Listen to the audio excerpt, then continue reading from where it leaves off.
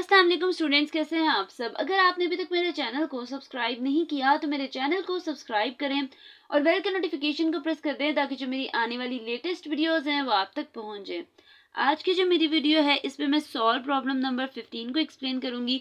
तो सबसे पहले क्वेश्चन की स्टेटमेंट देखते हैं। स्टेटमेंट में लिखा हुआ है if u1 u2 u3 are general coordinates. कह रहे हैं हमारे पास u1 u2 u3 अगर कल भी लीनियर कोऑर्डिनेट्स की बात करें, चैप्टर की बात करें, इसकी जो चैप्टर नंबर 7 है तो उसमें हम कर्वी लीनियर कोऑर्डिनेट्स को स्टडी करते हैं, ठीक है, जिसमें हमारे पास u1 u2 u3 मतलब जो रेक्टेंगुलर कोऑर्डिनेट सिस्टम है उससे कन्वर्ट करके हम u1 u2 u3 में आते हैं। ये इसकी जनरल फॉर्म है, ठीक है, इसलिए उन्होंने लिख दिया है कि ये जनरल कोऑर्डिनेट्स हैं।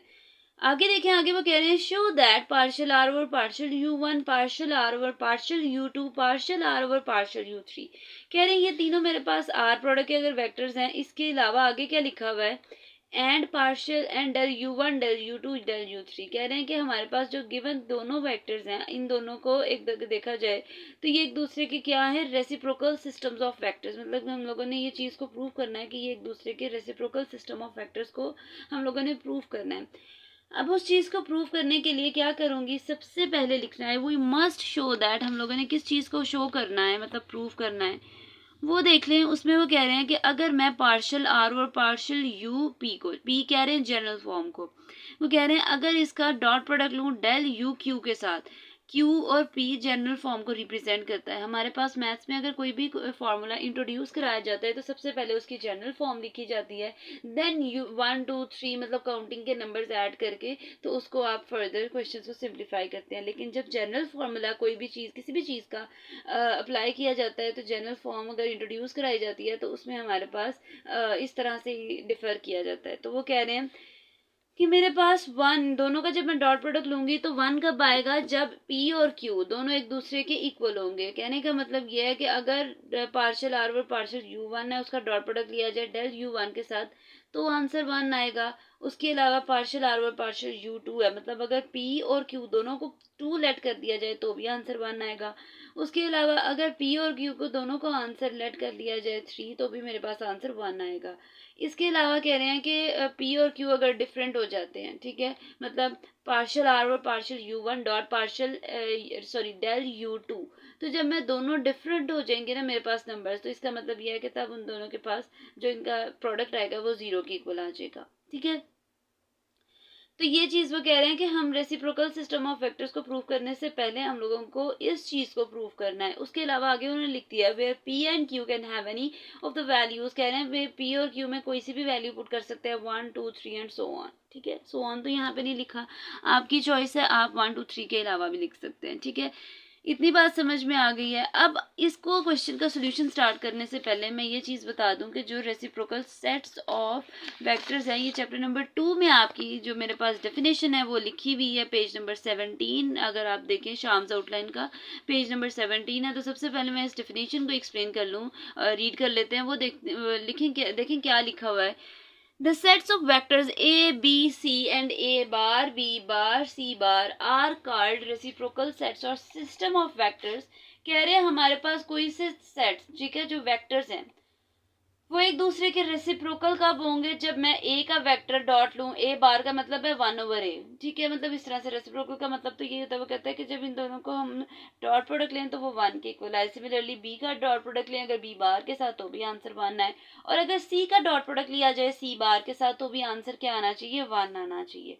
अब इसके बाद उन्होंने नेक्स्ट भी चीज़ें एक्सप्लेन कर दी हैं। वो बता दिया है कि अगर मैं ए बार का डॉट प्रोडक्ट लेती हूँ बी के साथ, यहाँ पे बी बार का डॉट प्रोडक्ट लेती हूँ ए के साथ, मतलब अगर आगे फिर बाकी वैल्यूज़ का अगर डॉट प्रोडक्ट किसी का भी किसी के साथ डिफरेंट वैल्यूज़ हैं और अगर किसी का किसी के साथ लिया जाता है तो सबका आंसर क्या आएगा, 0 आएगा। वो मैंने रेड मार्कर से सारा लिख दिया है, ठीक है। अब इसी चीज़ को फॉलो करते हुए या फिर इसको आप माइंड में रख के क्या करेंगे, यहाँ पे लिखूंगी मैं वी हैव, मेरे पास अगर जनरल फॉर्मूला देखें डी आर का तो वो है D R is equal to partial are और partial you one D you one plus partial are और partial U two D U two plus partial are और partial U three D U three. अब मैंने क्या करना है, मैंने इसको ये देखें, मैंने इसको सिंप्लीफाई करने के लिए क्या करूँगी, सबसे पहले जो मेरे पास ये रेड मार्कर से मैंने लिखा है, अगर इसको मैं मल्टीप्लाई कर दूँ डेल यू वन के साथ, जो मैंने क्वेश्चन का फॉर्मूला लेट किया है उसमें डायरेक्ट सबसे पहले डेल यू वन की वैल्यू अगर पुट करूँ तो मेरे पास क्या आएगा, del u one dot d are is equal to D you one is equal to क्या कह रहे हैं कि हमारे पास ये किसके इक्वल आएगा, कहते हैं अगर डेल यू वन का डॉट प्रोडक्ट दिया जाए डी आर के साथ तो डी यू वन आ जाता है, ठीक है। और आगे वाले अगर नंबर्स देखें तो भी डेल यू वन सबके साथ मल्टीप्लाई हो जाएगा। तो मैंने ये चीज़ बताई थी कि अगर P और Q सेम हो जाए, यहाँ पे भी वन है यहाँ पे वन है, इसका मतलब यहाँ पे वन आंसर क्या आ रहा है, वन, ठीक है। और अगर यहाँ पे देखें P और Q डिफरेंट है, यहाँ पे जीरो आ जाएगा और यहाँ पे भी क्या आ जाएगा, जीरो के इक्वल आ जाएगा। तो जो चीज़ हम लोगों ने प्रूव करनी थी वो प्रूव हो गई है कि मेरे पास जो तीनों का सम अगर किया तीनों में देखा जाए तो वो वन के इक्वल, मतलब रेसिप्रोकल सेट्स ऑफ सॉरी अगर देखा जाए रेसिप्रोकल सेट्स यहाँ पे सिस्टम ऑफ वेक्टर्स, तो इस तरह से हम लोग इस चीज़ को प्रूव करते हैं। आगे देखें, आगे मैंने ये चीज़ लिख दी है, similarly upon multiplying by del u two, जो मेरे पास गिवन वैल्यू है डी आर वाली इक्वेशन जो मैंने लेट की है, अगर उसको मैं डेल यू टू के साथ मल्टीप्लाई कर दूं, सिमिलर मेथड पे क्या होगा, सेम वैल्यूज होंगी, सेम वैल्यूज का वन कर जाएगा, बाकी दोनों का जीरोस। और उसके अलावा वो कह रहे हैं कि अगर डेल यू थ्री को भी पुट कर दिया जाए तो the remaining relations are prove, तो रिमेनिंग रिलेशंस प्रूव्ड हो जाते हैं, ठीक है। अब आपकी चॉइस है, आपने इसको मल्टीप्लाई करके लिखना है, मल्टीप्लाई करके लिख लें, लेकिन ज़्यादातर फोकस यही करें कि आपका जो है ना, मतलब सिमिलरली का वर्ड लिख के बता दें कि आगे भी नेक्स्ट जो अगर हम करें तो भी इस तरह इसी पैटर्न को सॉल्व करेंगे। ये मैंने ग्रीन मार्कर से थोड़ा सा एक्सप्लेन कर दिया है इसको, वो भी आप देख लें कि अगर डेल यू टू को डी आर से मल्टीप्लाई करूँ तो डी यू टू आ जाएगा। ये मेरे पास देखिए यहाँ पी और क्यू डिफरेंट है तो यहाँ जीरो, ये मेरे पास सेम है यहाँ पे वन, और यहाँ पे क्या आ जाएगा, अगेन जीरो, ठीक है। तो इस तरह से ये वाला क्वेश्चन सॉल्व होगा। ये थी जी आज की मेरी वीडियो, होपफुली आपको मेरी वीडियो अच्छी लगी होगी। अगर आपको मेरी वीडियो अच्छी लगे तो वीडियो को लाइक करें और सब्सक्राइब करना मत भूलिएगा। तो इंशाल्लाह जो नेक्स्ट वीडियो होगी वो फर्दर क्वेश्चन से रिलेटेड होगी। तो तब तक के लिए अल्लाह हाफिज़।